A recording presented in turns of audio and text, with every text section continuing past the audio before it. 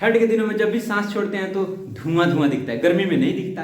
बहुत छोटा सा कारण है। जय हिंद। जानते हैं इसके पीछे, इसके फिजिक्स कारण है कंडक्शन कन्वेक्शन, और कुछ नहीं। देखिए, जब भी हम सांस छोड़ते हैं तो उसमें लार्ज अमाउंट ऑफ स्टीम होता है, यानी वाटर स्टीम के फॉर्म में होता है, और वो हमेशा होता है। और हमारे बॉडी का टेम्परेचर होता है 40 डिग्री के आसपास, और बाहर का टेम्परेचर ठंड के दिनों में 7 डिग्री, 5 डिग्री, 6 डिग्री माइनस में चला जाता है।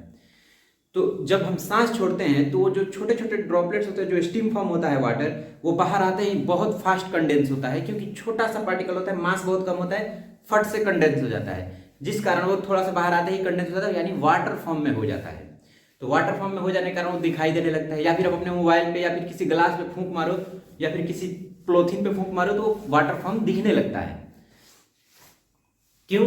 कंडक्शन और कन्वेक्शन के कारण। वही गर्मी के दिनों में बाहर का टेम्परेचर 40 प्लस होता है और हमारी बॉडी में भी टेम्परेचर 40 के आसपास रहता है, तो वो कंडक्शन नहीं हो पाती, वो कंडेंस नहीं हो पाता। कौन सा?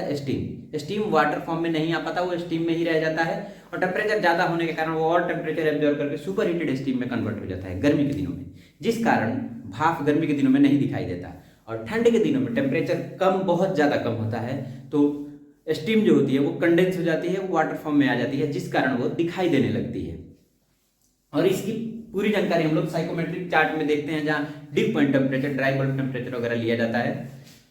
ये होती है पूरी पूरी कंडक्शन कन्वेक्शन प्रॉपर्टीज के कारण। कंडक्शन यानी कि वाटर से वाटर में ही अगर हीट ट्रांसफर होता है तो कंडक्शन कहलाएगा। कन्वेक्शन यानी वाटर अगर एटमॉस्फेयर से हीट लेता है तो कन्वेक्शन कहलाएगा। यानी कन्वेक्शन और कंडक्शन दोनों चीजें यहाँ होती हैं।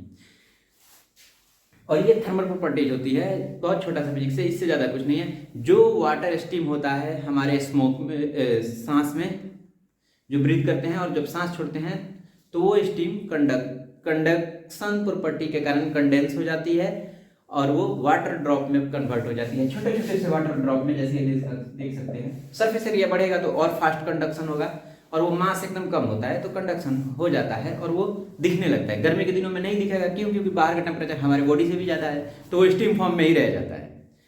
आप समझ गए होंगे। फिर मिलता है अगले सेशन में नई जानकारी के साथ। तब तक ये पढ़ते रहे, स्वस्थ रहे, सुरक्षित रहे और ठंड में अपना ख्याल रखें। जय हिंद।